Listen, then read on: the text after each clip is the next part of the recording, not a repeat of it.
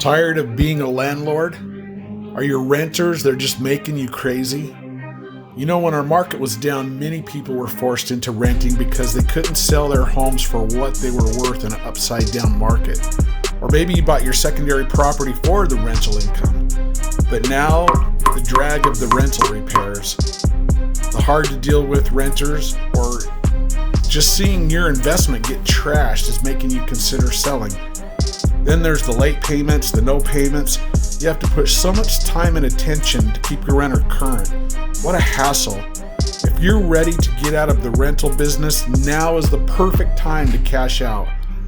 With the exodus of home buyers from liberal states, on top of record low inventory of homes for sale, there's never been a better time to cash out.